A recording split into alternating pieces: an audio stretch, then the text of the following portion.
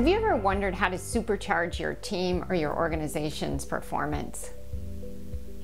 Hi, my name is Collier, and I've been coaching people just like you and helping them figure out how to get their team to the next level. I've been doing this for the last 14 years. So here's the thing that happens, and we've all been there. You hire somebody, you pay them, and you expect them to do the job. You treat them like adults and you don't want to micromanage. And what happens? You find typos, they've not done the job right. It's like really frustrating, and you think like, what are they thinking? Did they even bother to look at it? So anyway, so what's the solution here? The solution is, well, first of all, you've probably just made the single biggest mistake that executives make or that entrepreneurs make, and that is that you just delegate. You do just treat them as adults. It's not that they're not adults, but they need some training, they need your guidance, they need coaching, and you need to have a plan for that. All right, so now I know what you're thinking. You're thinking like, oh my God, when am I gonna find time? I'm already totally stressed out. Okay, so that's the blog post for next week, so stay tuned. But you're stressed out because you don't have enough time. But let me ask you this, do you have enough time to correct all these mistakes or deal with your internal or external clients on, with their unhappiness or upset or, how it affects your reputation? The secret is to delegate, but then check in. And you want to delegate using the coaching card. So here's what we've got. We've got a 5-step coaching process. The first step is establishing the focus.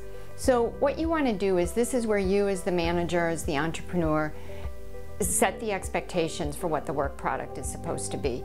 So here's what it looks like, here's what the end product is supposed to be, and what you want to do during that conversation with your staff person is to make sure that he or she knows how to accomplish the job. You want to anticipate obstacles and you want to remove those obstacles.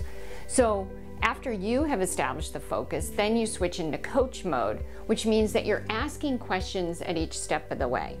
So brainstorm options. You ask your staff person, your employee, what is it that you could do? How are you going to start? What needs to happen here? Then you create, and you ask enough questions, obviously, so that so you have enough ideas, and you'll kind of know when you've got it, or when your employee has it.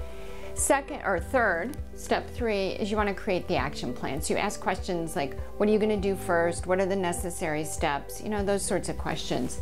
Step 4, and this one is absolutely critical, you've got to remember to identify obstacles and resource needs. So you ask questions like, what might get in the way here? Who do you need to involve in the project?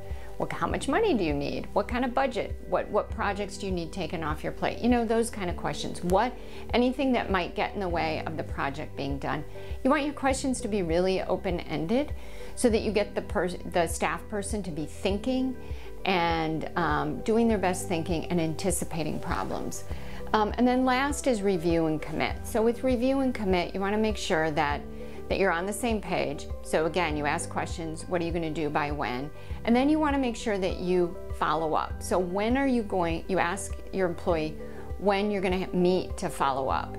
If the employee says 2 months from now, that is way too long. So suggest a couple of weeks. Depends on how much support you need. Use your judgment. I guarantee you that you will be less stressed, and this will save you time at the outset, because who has time to redo a project that was supposed to be someone else's, right?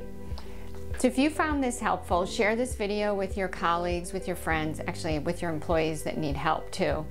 And don't forget to download my article on dealing with underperformance. Have a great holiday.